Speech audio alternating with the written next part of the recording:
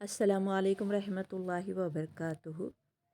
चलिए आज हम आदम अलैहिस्सलाम का क़िस्सा पढ़ेंगे। पहला पार्ट हम पढ़ लिए, अब सेकेंड पार्ट हम पढ़ेंगे फ़रिश्तों को हुक्म। यानी हम पहले पार्ट में ये पढ़े थे कि आदम अलैहिस्सलाम को अल्लाह सुब्हानहू व तआला बनाए, अपने हाथों से बनाए और फ़रिश्तों को हुक्म दिए थे कि हर मुल्क में से मीठी लाए, तो वो लाए और अपने हाथों से गूंद कर अल्लाह सुब्हानहू व तआला आदम अलैहिस्सलाम को बनाए। बनाने के बाद उसमें फूंक मारे, जिसकी वजह से उनको छींक आई और उन्होंने अल्हम्दुलिल्लाह कहा। यहाँ तक पढ़े थे। अब आगे हम पढ़ेंगे इंशाअल्लाह। यहाँ पर देखिए, फ़रिश्तों को हुक्म में सजदा, यानी जब आदम अलैहिस्सलाम को अल्लाह सुब्हानहू व तआला पैदा फरमाए तो साथ में फ़रिश्तों को हुक्म भी दे दिए। क्या हुक्म दे दिए? कि सजदे का हुक्म दे दिए।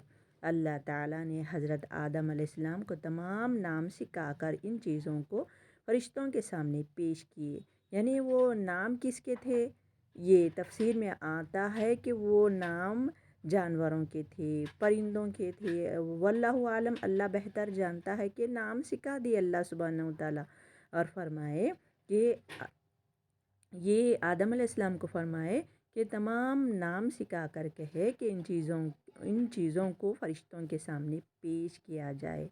और फरमाया, अगर तुम सच्चे हो तो उन चीज़ों के नाम बताओ। उन्होंने कहा, पहले तो क्या है, फ़रिश्तों को बोले अल्लाह ताला, अगर आप सच्चे हैं, तुम सच्चे हो तो तुम बता सकते हो ये नाम।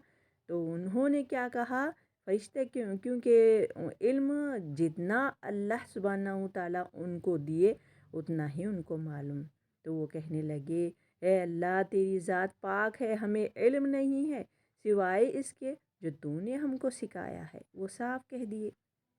पहले आदम अलैहिस्सलाम से पहले फ़रिश्तों को हुक्म दिए थे, क्या तुम बता सकते हो इनाम? तो वो कह दिए कि हम नहीं बता सकते, जो आपने हमको इल्म दिया है वही हम जानते हैं। अब आगे, बेशक आप बड़े इल्म व हिकमत वाले हैं। वो तारीफ़ करने लगे, फ़रिश्ते अल्लाह सुब्हानहू व तआला की तारीफ़ करने लगे। फिर अल्लाह ने हज़रत आदम अलैहिस्सलाम को हुक्म दिया कि इन चीज़ों के नाम बता दो। सो उन्होंने उन सब चीज़ों के नाम बता दिए। कौन? आदम अलैहिस्सलाम, अल्लाह के नबी, दुनिया के पहले शख्स अल्लाह सुब्हानहू व तआला बनाए, खलीफा बनाए। उनको बनाकर कहे कि तुम बता दो उनको नाम, यानी फ़रिश्तों को नाम बता दो। फिर अल्लाह ताला ने फरमाया, जब बता दिए तो अल्लाह ताला ने फरमाया, देखो, मैंने तुमसे ना कहा था कि मैं ज़मीन व आसमान की तमाम पोशीदा चीज़ों से वाकिफ़ हूँ। मैं इन बातों को भी जानता हूँ जिनको तुम ज़ाहिर कर देते हो और जिनको तुम दिल में रखते हो। अल्लाह सुब्हानहू व तआला सब कुछ जानता है, कुन फ़यकुन का मामला करने वाला है। सूरह बकरा की आयत में भी है कि 31, 32, 33 में कुरान शरीफ में अल्लाह ताला बता दिए। अल्लाह ताला ने तमाम फ़रिश्तों को हुक्म दिए। उसमें सूरह बकरा में है, हुक्म दिए कि आदम अलैहिस्सलाम को सजदा करो। तो इबलीस के सिवा सब ने सजदा किए, यानी सारे फ़रिश्तों ने सजदा किए। मगर इबलीस जो है उसने इनकार कर दिया और तकब्बुर करने लगा। क्यों?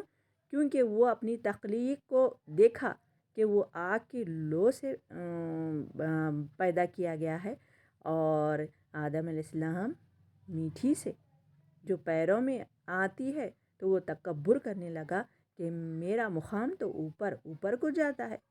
तो वो सजदे से इनकार किया और वो काफिरों में से हो गया। सूरह बकरा आयत नंबर 34 में अल्लाह ताला ने इबलीस से पूछा, जब मैंने तुझको हुक्म दिया था, मैं मालिक हूँ ना, मैंने तुझे हुक्म दिया था, तो किस चीज़ ने तुझको सजदे से बाज रखा?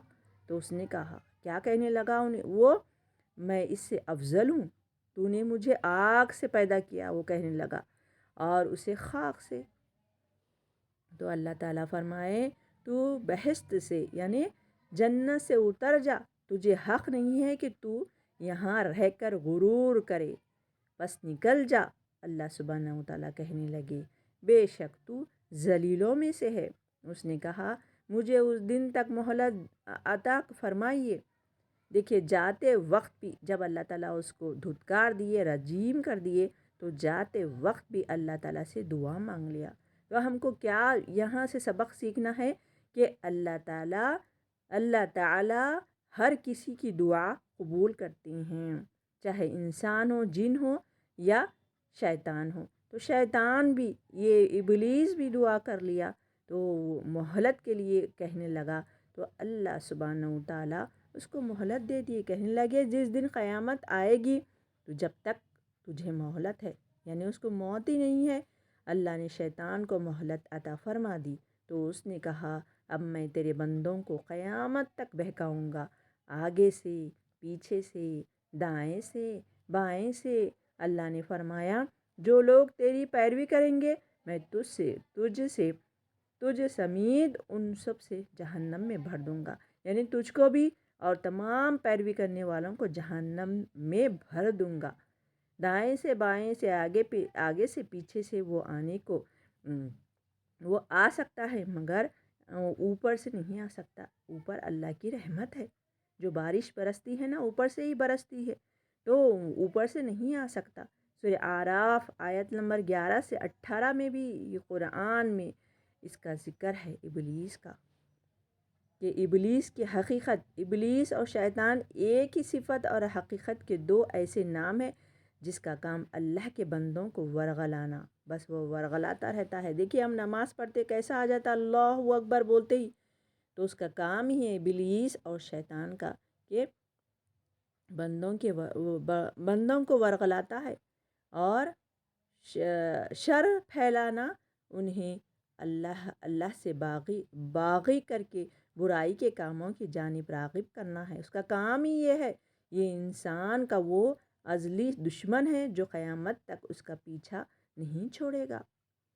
یہاں تک کا سبق ہم روکتے ہیں، انشاءاللہ کل ہم پڑھیں گے انشاءاللہ آگے کا سبق۔ جزاک اللہ خیر۔ السلام علیکم رحمۃ اللہ وبرکاتہ۔